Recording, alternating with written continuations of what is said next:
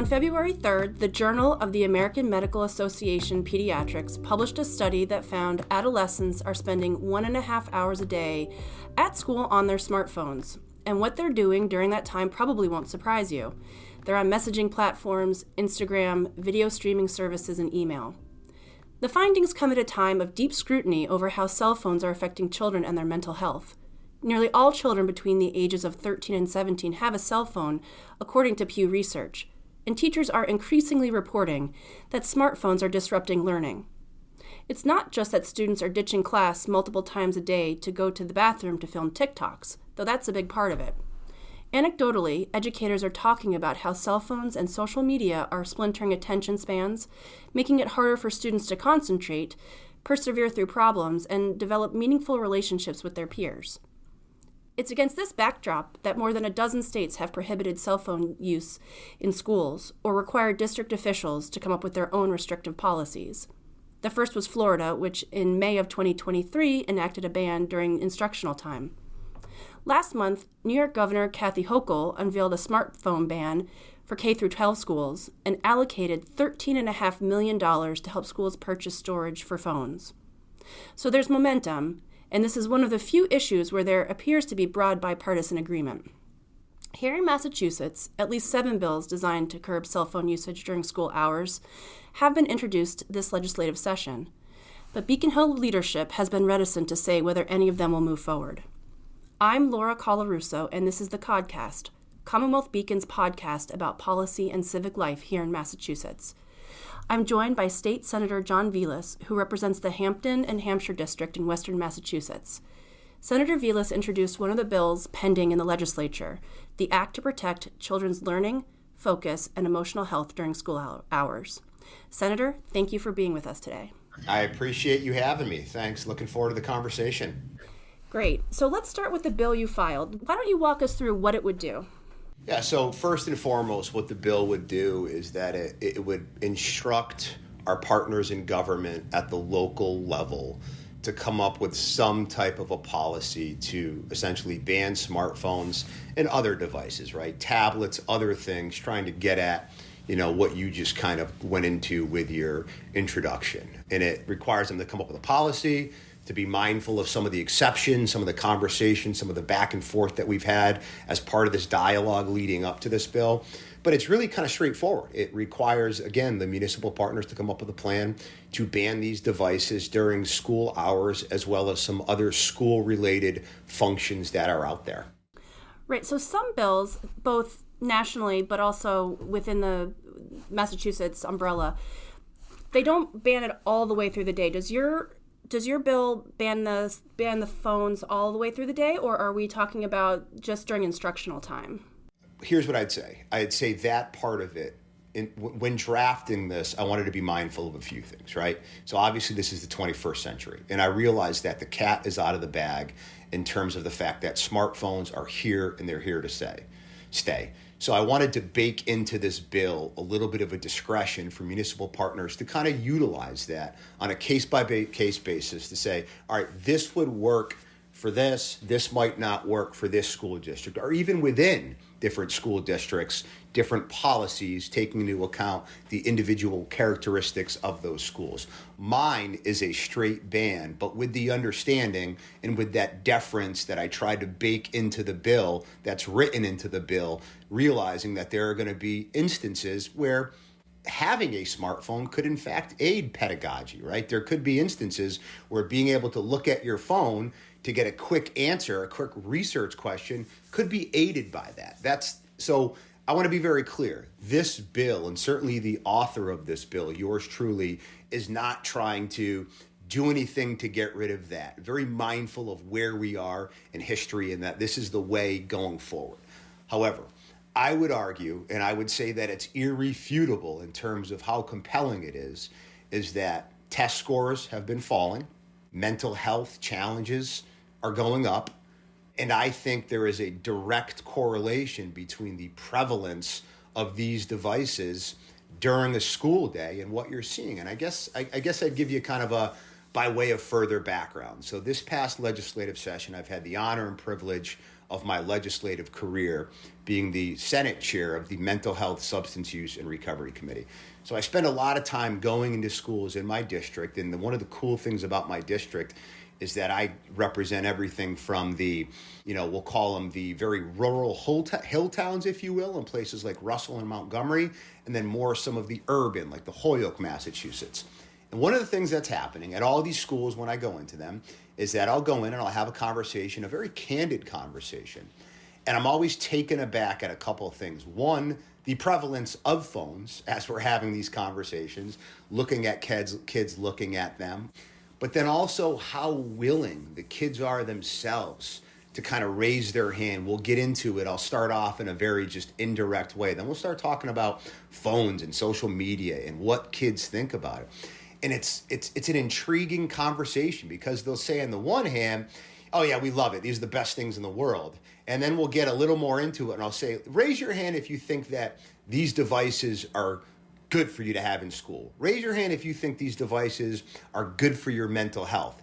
And they all kind of look at each other, and then and once they start to trust me a little bit more, then they start kind of having the conversation about, it's depriving them of paying attention during the school hours. It's not allowing them to maximize their academic potential, if you will. And it's not allowing them to ever kind of disconnect, right? They're always on to it. And one of the things that I find fascinating when you talk about schools that have done this and you reach out and talk to people, even some of the public documents that have been written, is that one of the things that the educators say that after these bans go into effect is it's amazing. You'll see people communicating again. You'll hear more laughter. You'll see more smiles. And I think that's something that we would strive for. I mean, I know that no legislation is a no-brainer, but I actually think banning these devices during school hours, again, with exceptions that we can talk about. There's obviously exceptions. Some kids need phones for, maybe medical conditions they have. Maybe certain kids have learning styles and learning differences where a phone they need. Obviously, that goes without saying, right? No one is trying to deprive them any of that. No one's trying to deprive a student of being able to communicate with their loved ones if, God forbid, there's an emergency. So we can, to some level, kind of just push that aside. I got it. I recognize that. But I fundamentally don't understand where if you take those exceptions aside, what the argument is that these devices should be in our schools. Right. You sort of answered the why now question. That was my next question for you. Why is this important now? I think smartphones have been around for a little over a decade now, and the speed with which it's become clear how detrimental they can be, especially to young people, is, I think, pretty astounding. But I guess I'd ask, are you surprised at the groundswell now? I mean, it seems like in an era where we're very divided, this is an issue that most people can mostly agree on. So talk a little bit about that and how you're creating support for this.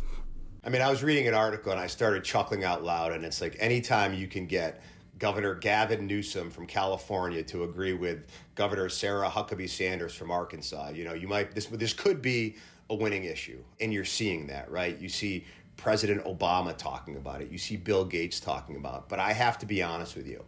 So when I first got named to this committee, to chair this committee, a name kept popping up over and over again. And Jonathan Haidt, his book, The Anxious Generation, and even some of his previous books, and of course the previous one that really had an impact me, name eludes me right now. If you read the book, The Anxious Generation, and I'll summarize it. He essentially has 4 foundational principles, but one of them is we really need to ban phones during school hours is a no-brainer. And these books, I think, have had an impact. I think Jonathan Haidt's work in particular has really had an impact. You're seeing a lot of people, a lot of influencers, will say, if you will, kind of cite this book as something that has changed their opinion.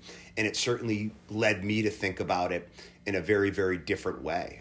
But my gut tells me that one of the things that I think there's a lot of concerns from local officials, from superintendents, from school committees about the uproar this would cause if in fact there was a ban. So I think a big part of this, to kind of try to answer your question more specifically, is to really answer these questions, to explain to parents and to loved ones, et cetera, that yeah, I get it. It could be an inconvenience in that if you were to send a text message to your loved one, and I've got a 3-year-old, I know that when he gets to be an age when he is going to have a phone, if I text him back and he doesn't get back to me immediately, I'm going to say, what's he doing? Where's Carson? What's going on? We need to chill out. We need to chill out, and we need to allow kids to be kids. And part of that is when they go to the school day, we need to let them grow, not just with the academics, but also with the social growth that comes with that. These devices are stunting that.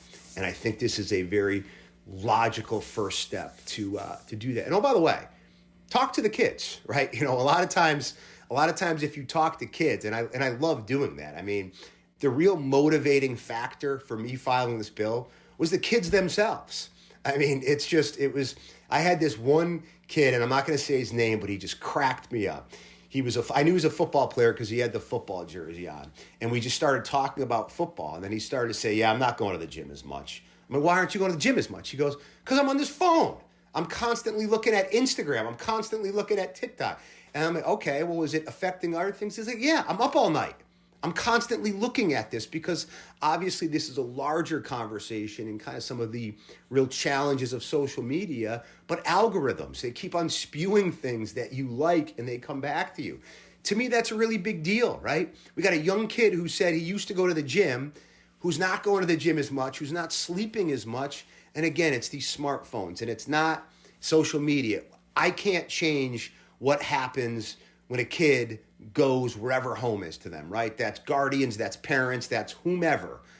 But I think during the school, what an easy place to start to try to keep our kids in the moment, to learn, to maximize their potential as they're there for those few hours.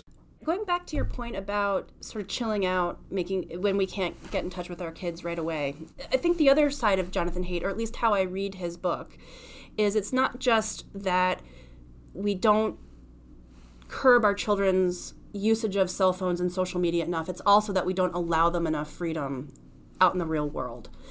On both sides of the coin, we've sort of missed the mark.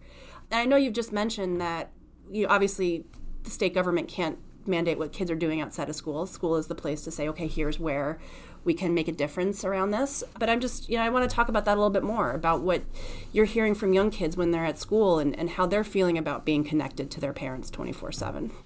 Before I do that, I just want to say, too, there was an interesting, and I think it was Haidt, that it was either Haidt or it might have been Boston Children's. I forget, so I don't want to hold either of them responsible for my paraphrasing of who I think the source is. But the question was posed to parents and guardians and loved ones about, how important it is to them that they have phones. And a large majority of them, I think it was something like 78%, said, yeah, they want them to have phones, but they don't want it to distract from what they're there to do, which is the schooling, obviously. And they certainly don't want to help contribute to their kid having some type of a mental health challenge or concern, et cetera. They don't want that. They just want to know that if their kid, they want to know what time they're coming home. They want to know that. So there's a big part of that. So I don't, and I raise that only because I don't think the opposition of parents is what people think it is at all. I don't think it is all when you start to peel it back. Listen, kids want to be kids. I am so taken aback at how willing these kids were to raise their hand and say, yeah, I'm struggling. Because let's be very candid, stigma is a really, really big deal. It's something that the notion when I was in high school, however many years ago, thinking that some kids would raise their hand or I would raise my hand and say, hey, I'm really struggling with this and this is a problem. It wouldn't have happened as much. Not to say it didn't happen, but it wouldn't happen as much. These kids are doing that. But the second takeaway is what makes me sad. And what makes me sad is that the kids are sad. Over and over again, they're talking about things, this social comparison that they see, the bullying that goes on, all of the things, all of the negative impacts of it. So it's kind of a double-edged sword, right? They're pushing back on the stigma, but this youth mental health crisis the data is in. The Surgeon General has recognized it. I mean, everybody, the CDC has recognized it, and it's a really big deal. So, I mean, obviously the phones affect children differently in different stages of their development. And one of the things that has struck me in talking with teachers and school officials about this issue is how even children coming into preschools are exhibiting real difficulty in emotional regulation. Even their motor skills are somewhat delayed because instead of going out and playing, they're on devices. I'm really curious about, I mean, obviously we talk about the mental health, but there's also the emotional dysregulation. And I'm curious what you're hearing specifically from teachers, not just the kids, but the teachers around what some of the problems are that they're facing with cell phones in schools. Many teachers have remarked to me that in so many respects, they'll walk into a classroom, and this is obviously in places, in districts that have not imposed some type of a ban or whatever, where it's, if I get them to acknowledge me when I say good morning, good afternoon, that's a positive start. The lack of laughter, the lack of interaction. I remember a couple of teachers and guidance adjustment counselors said to me that one of the things that they think is fascinating is that, 10, 15 years ago, when you had a group of students sitting next to each other, say a study hall or just in a classroom, the biggest challenge that you faced was, how do I get them to stop talking to each other and pay attention to me? The biggest challenge today is, how do I get them to start talking to each other because they're all looking at their phone? That in and of itself, the fact that we are not communicating, we are human beings, inherent to that is we are social. Communication is a really, really big part of that. So kids are choosing to, and again, I'm speaking very broadly here, right? A lot of kids are choosing to engage in Instagram, TikTok, fill in the blanks, versus quite literally talking to the student right next to them, who could be a dear friend, about anything. Hearing teachers say that it's no longer an issue of getting them to be quiet so we can turn. It's actually trying to get them to engage in the lesson, or even to talk to the people next to them, the fellow classmates, to laugh, to enjoy life, to enjoy the person next to you. Those are really, really troubling things to hear from our educators. And that is a drastic change that, let's be honest with you, in many ways, this is unprecedented, right? You already pointed out that smartphones really became widely available to the population at large roughly in 2007. So in many respects, this has kind of been a Gen Z experiment. We talk a lot about phones, social media, mental health, that combination as being, really difficult for kids. But I think there's another side to this coin where, when we're so addicted to our phones and most of our news and information come through them as well, I think there's also a media literacy implication for phones and kids, and helping them understand where good, solid information comes from and what's credible and what's not. Have you done any thinking around that as well, whether or not schools should have a role in, if we're acknowledging that the phones are difficult on that end, should the schools also have a role in teaching kids about media literacy? Absolutely. So, this is a whole other subject, but intimately tied to this subject. So one of the biggest challenges I think we have as society right now, and I would just say the world has right now, is that folks like yourself, right, in the traditional media, if you will, there's always been a process, right, of how things become news. What social media has done is gotten rid of the gatekeeping function, right? Anyone can say anything about anything. Equipping humanity about, what is actually credible versus what is not credible, but doing it in a very apolitical way, so folks can't attack it by saying, okay, the person who's offering this has an agenda, is absolutely paramount. If you look at some of the stuff that's out there that people today kind of take as fact, and I want to be very clear here, and especially I'm speaking directly to your listeners here, I have seen it in a very profound way on both the right as well as the left. I want to repeat that. The right as well as the left. This is something that I would argue is immune to party politics, if you will. But media literacy is absolutely critical for young folks. And I think, look, here's what I'll say. I think, obviously, we just had a ballot question where the MCAS was revoked. I think there's a real opportunity with that no longer being there, right? One of the things we always heard is teachers say, we're forced to teach to the test. Well, now that that's gone, and I know the administration as well as us, we're kind of think about, is there anything that we can kind of use to kind of fill in the blanks from that? And I think a big part of that needs to be equipping our kids for real world skills, media literacy, financial literacy, etc., things that they will actually need. But media literacy is something that quite literally keeps me up at night. Where I first became exposed to this, of all places, was in Afghanistan. One of the biggest challenges that we had, and I'll just kind of give you this and I'll stop talking, was that some of the enemies that we were fighting against, there was one group in particular known as ISIS-K, an offshoot of this group ISIS. And they were very fond of doing things like looking at a village that had been, let's just say there had been a battle there, filming it, immediately uploading it onto one of their websites and saying, look what the Americans did. This is what they want for the future of the Afghanistan. We would look at it and we weren't even there. Had nothing to do with us. This was an ISIS manufactured thing.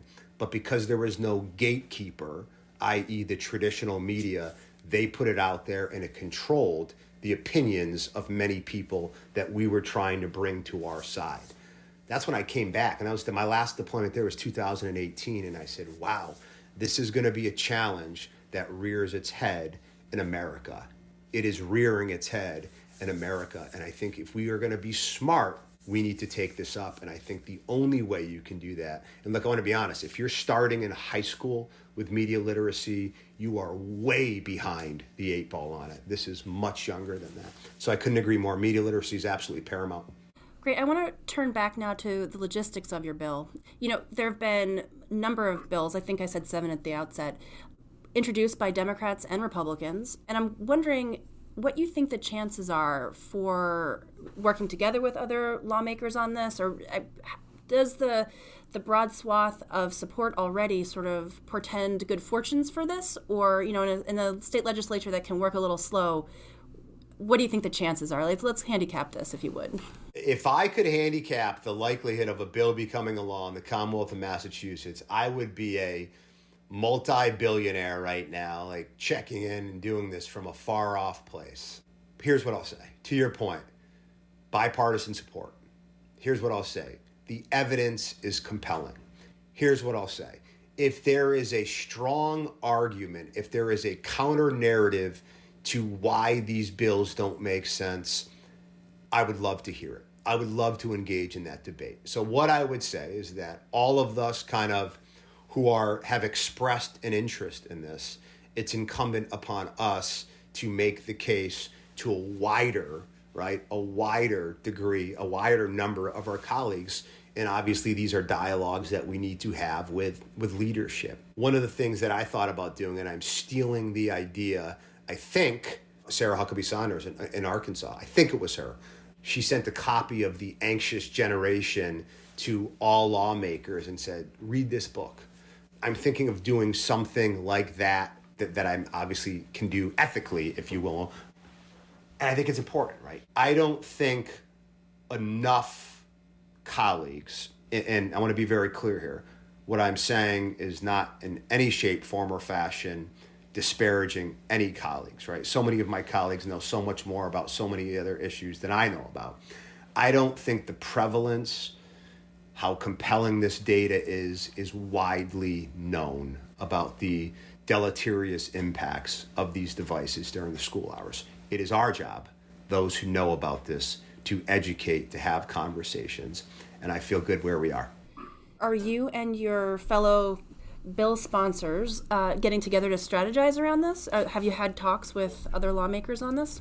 So the answer to that question is No, but we most certainly will. I mean, obviously the bill session just happened, and full disclosure from my end, just wrapping up a completely unrelated thing, but a chair of this commission to combat anti-Semitism, where we had a really, really interesting hearing yesterday. So separate. To answer your question is we absolutely will be rounding it up right now. I think for right now, I think many of us are just waiting to see where the committee assignments kind of where they go, because I think that will be indicative of what this looks like, where these bills go. But it goes without saying that all of the lawmakers, again, those who have sponsored it, those who have co-sponsored it, and those who might not know about it now but want to be involved, it's incumbent upon all of us to sit down and chat and talk strategy, and we will.